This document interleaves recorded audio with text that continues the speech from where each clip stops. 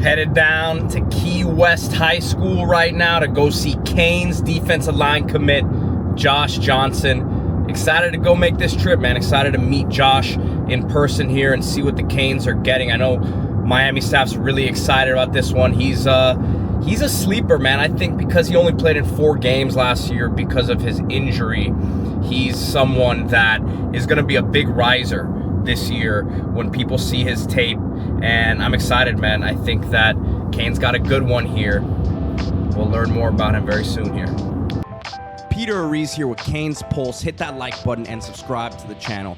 Today, I introduce you to the story of one of the best kept secrets in America. I don't think it's going to be kept under wraps for much longer. So starting out with football, I didn't really start playing until 7th grade because my parents wouldn't let me. I guess they didn't want me to get injured early on or something.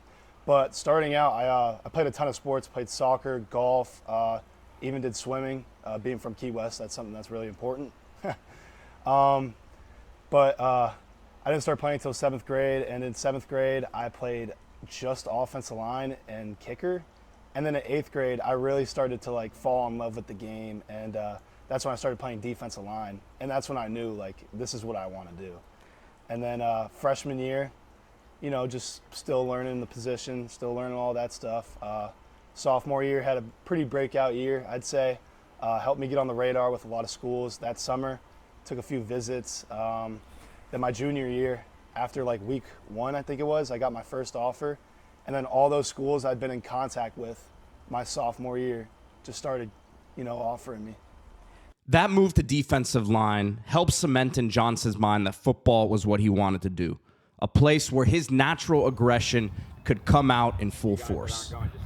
So my whole life, I've always been a really angry person, my mom likes to say. And defensive line, I could just use that aggression, and it's so much fun to just, hit somebody. Nothing better than that. No, he's definitely, with him and Noah Mercer last year, kind of a bookends there with a lot of pent-up hostility, and that's a good thing to have. He's a nice guy off the field, and that's the way you want to do it. He knows when that flip has to be switched, and he does that. So it's he definitely plays with some aggressiveness to him, some violence to him, and that's what obviously schools like University of Miami are looking for. I think it comes from my mom's side of the family. They're all pretty aggressive people. They all are, most of them are in business. My uncle's a lawyer, and when you talk to them, you could tell that they kind of have a similar mentality to me. I want to be better than everybody else who's on the field, and it's always going to stay like that. That's one of the reasons I chose Miami, is because, it's great competition. I'm going to be competing with the best players every single day. Being down at the southernmost point provides an extra layer of motivation for Johnson and his teammates, where the media coverage isn't necessarily the same as what we see in Dade and Broward. Yeah, it's definitely driven me a lot. I mean, you look at Key West, you go look at our alumni. You go look at some of the guys we had, like Andre Otto, Noah Mercer. These are players who are going to start this year at their colleges. And you just look at that and what are people missing here? Come down and look at us. We're good too. We can ball. And that just gives me another chip on my shoulder. Well, it's kind of like, high school, 25 years ago, I guess, for Miami-Dade. All these kids come from this neighborhood. We don't import them. We don't bring anybody throwback. in. We don't, if we lose a position, we don't go out and find another when we make one. The guys in our hallways are our players. So that's who we recruit. That's who we build up, and that's who we develop. And I think, the coaching staff I have here does some of the best developing of any staff in the country. I'll put them against anybody. I mean, we get what we get, and we're able to compete. If we're healthy, we're hell to deal with. Injuries obviously become a problem with the lack of depth that we have here because we are kind of isolated. But when we're healthy, we'll give you a run. And this takes us to the next part of our story, where, of course, Josh's decision to attend the University of Miami is football-based, but he'd be lying if he said fishing didn't have something to do with it as well. It's just kind of the love that they've shown me. They showed me that Miami's home, and they love me up there. And then also, we have a lot of things in common. You look at their staff, Jason Taylor, D-Lou, Coach Cristobal, they all love fishing. So we have a big group chat, and we'll kind of just like post our catches in there, and it's like a fun little competition. All right, so I need to know who's had the most impressive catch in the time that the group chat's been going. Ooh, I'd like to say Coach Cristobal, honestly. Really? Yeah, he had a little trip down to Isla Mirada, and they had some big hauls there. So you're impressed with coaches, and let me ask you: does Coach talk to you about fishing? All was that part of your conversation process? Tell me a little bit about that.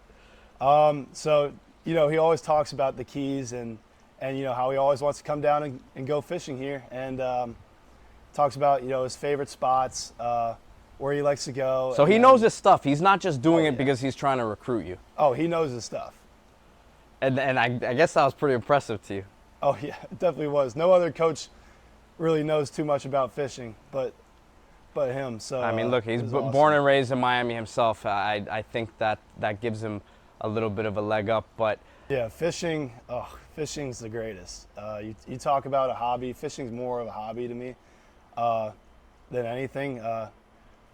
But just going out on the weekends, doing some spearfishing, there's nothing like that. It's awesome. It's the greatest hobby in the world, in my opinion. And it shouldn't come as any sort of surprise that this aggressive defensive lineman doesn't choose a passive sort of fishing. Yeah, spearfishing, in my opinion, is way better than line and reel, because you actually get to choose what fish that you catch, and it's super sustainable for the environment. You're not just going out there and catching 1,000 fish in a giant net. You're going picking and choosing the fish that you want, and you're taking one fish out of the environment rather than like 1,000. Growing up as an avid Canes fan and attending multiple games a year, this was an easy decision from a football perspective for Johnson. Yeah, so Miami just being so close to Key West and being around the ocean, it was just like, this is basically just Key West Part 2, but on a bigger stage. So obviously football is going to be the main focus. It will always be the main focus. But, if I have some time, I'll be in Miami. So, I could go do some spearfishing if I really want to. You look at Ruben Bain, you look at Akeem Mesidor. These are guys who've been in the program, and now they're at the top of the draft. So, I'm looking to be one of those guys in the future. And at Miami, that is 100% possible. Yeah. So like you said, obviously the team comes first. If we can win states, that'd be freaking amazing. That's like my one dream. But like I said earlier, I do have that chip on my shoulder. I think I could be the best D lineman in the state, and I want to prove that this year. So right now I'm sitting about 265, 6'5".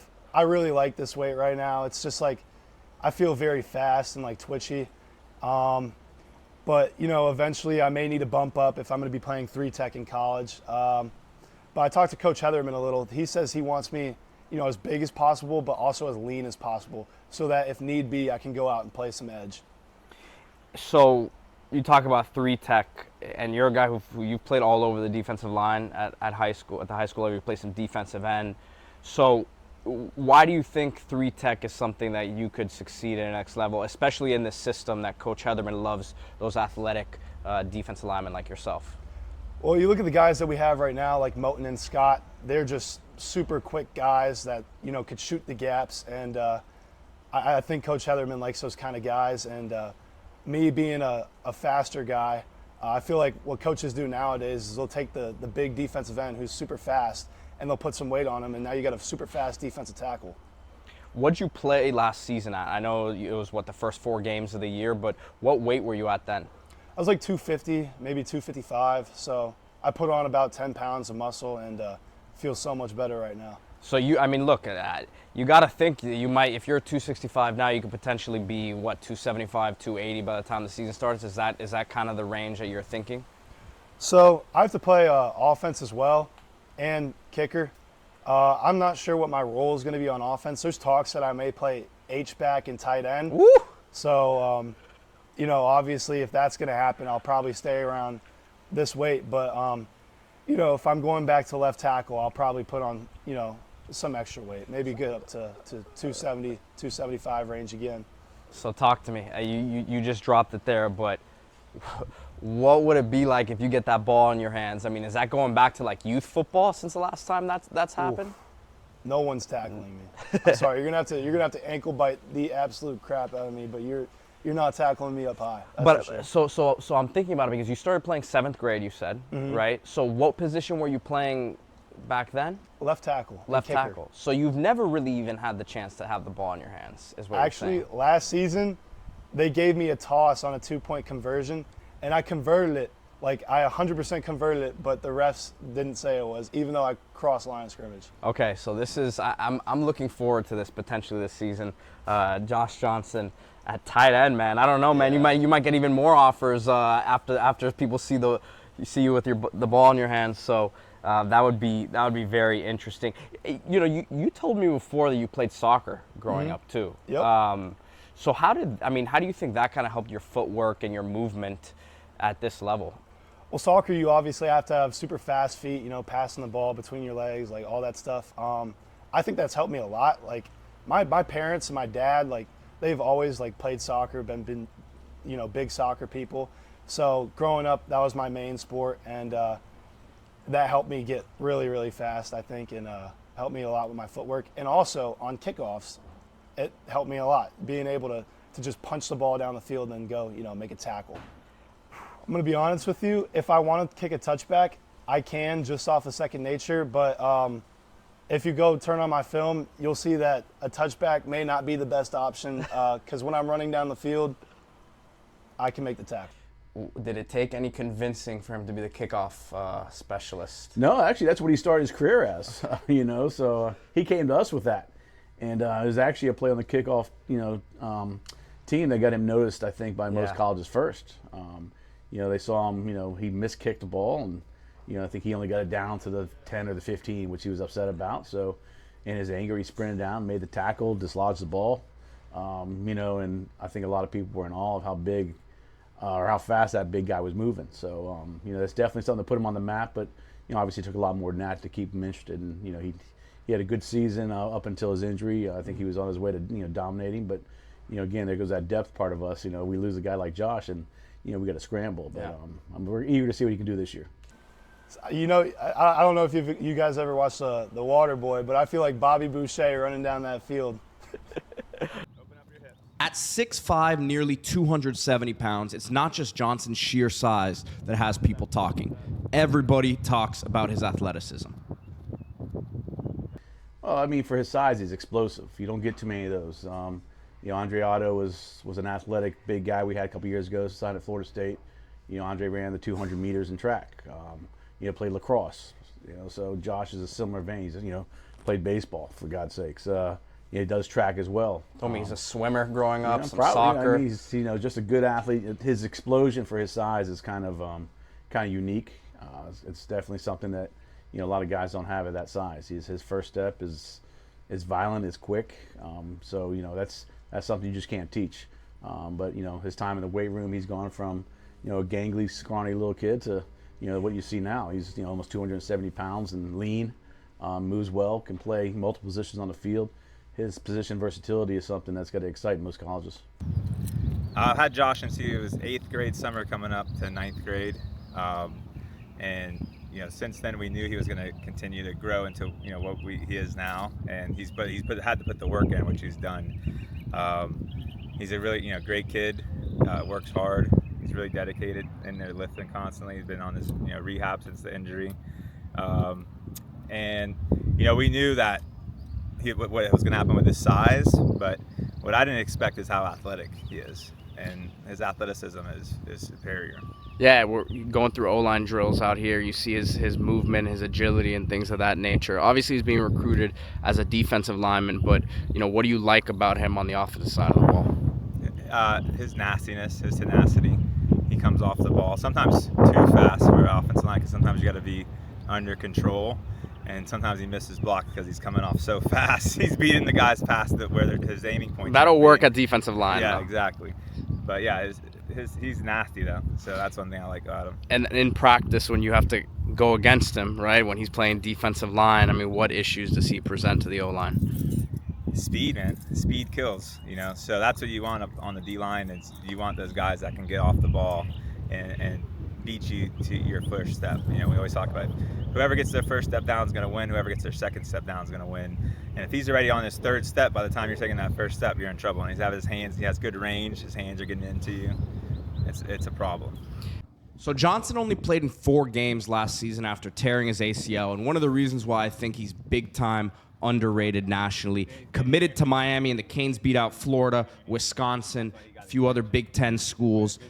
But this footage you're seeing right here, which I wasn't aware would be the case when I went down to Key West this week, but this was Johnson's first on-field work in about 8 months since the ACL tear. You're seeing how he's moving. He was confident out there. I think that arrow is pointing up big time for Josh Johnson. I think he's going to skyrocket up these rankings once he has a full season healthy and continues to put that weight on. But the athleticism was fully on display.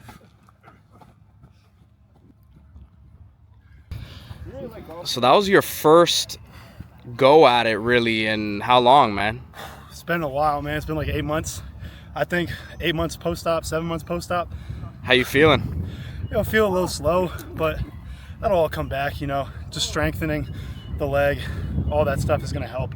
But, thought I did all right today for my first time back in a while. So that was your first on-field work. Yep. In 8 months, man. I mean, so you've been in the weight room, obviously, have been recovering, looking. I know you said you feel like you're moving slower than you should, but how are you feeling right now? Like after having gone through, I don't know, an hour or so out here. There's a lot of things said about the injury I have, but man, does my knee feel good. I didn't feel a single issue with it during these reps today, so I'm gonna just go off that, move forward, and keep it. You just did like 20 reps in a row at the end there, one-on-ones. That's some good cardio for you. You're still trying to recover a little bit here. I don't really worry about the rankings too much, but when I see like how, I keep getting ranked lower and lower every day, it does make me a little bit upset, but I get it. I only played 4 games last season, but this season I think that's going to change. People are going to kind of see, the player that I am, and I think things will change. But that definitely fuels me in the weight room, definitely fuels me on the field, and just gives me another chip to add to my shoulder. Johnson's coaches couldn't be more excited for him to end up at the University of Miami here in just a few months' time. And they explained why the U is the perfect fit for Johnson as a person and as a player. Well, I think, first off, he loves, knowing I'm a huge avid, waterman on the boat, spearfishing and fishing. He brought the spear guns out when I went over there. And he's an avid waterman as well. So being close in South Florida, I think, is a huge fit for him to stay home close. And, I just think that his athleticism is going to transfer well over there. And I think he wants to be part of a winning tradition, which I think, Coach Cristobal is doing right now, is building that winning tradition back. So yeah, you got to be impressed, obviously. I mean, you took a roster that might have been, not as talented as one would like. He's changed it around, but more importantly, the culture. It seems like everybody buys in. Everybody you talk to talks about the practice and the way they work. For those guys to buy in and stay there and develop, and for him to keep having success with that, I'm eager to see what happens this year. I think it's going to be great for him. His uncle Bart is a huge Canes fan, and that's where I've known Bart for a long time, because going to all the Canes games and stuff. So I think seems like there's a nice little Canes community down here in Key West. Yeah, I think it all started back with George Myra. Okay. So George Myra was put Key West on the map when it came to athletics back in the 50s and 60s, and that's why my dad, we're related through marriage to the Myras, and my dad growing up was a huge Hurricanes fan back in the Golden Helmet days. And that's why I grew up a huge Hurricanes fan, and a lot of people down here are the same way. So most of my best childhood memories are in the Orange Bowl growing up. This recruiting class is looking to be one of the greatest that Miami's ever had, and I am so happy to be a part of it. The brotherhood that we're building is just like no other, and we're going to be the team to beat for the next 3 to 4 years, and maybe even more. We're building a dynasty at Canes Nation.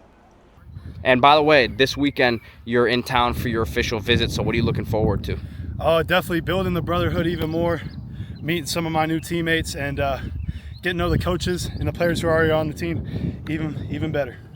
But of course, this story wouldn't be complete without Josh walking us through his weapons of choice. So this is my Koa. This is my favorite gun right now. I got it like 2 years ago. This thing's a monster. Hold it up for us a little more, yeah. There we go. So talk to me about that one. What do you like about it? It's just a beast. When I pull the trigger, like nothing's gonna survive. I know it's always gonna be a kill shot, and yeah, it's just a great So gun. what do you usually catch? What kind of fish with these? So this one I mainly use for like deeper water, and I'll catch like anything from hogfish to grouper with it. Even Good like, eating right there, huh? Oh yeah, great eating. Snappers, mutton, all that stuff. And then what do you got on, what's the other one here? This is my old spear gun, my biller. I'll use this in like more shallow water when we're going like 10 to 15 feet. And I'll really shoot the same things as this gun, but this one's just smaller. And honestly, this one's really, really fun to use. Listen, Josh, I have a little bit of an idea of where some of that NIL money is gonna be going. Oh, 100%.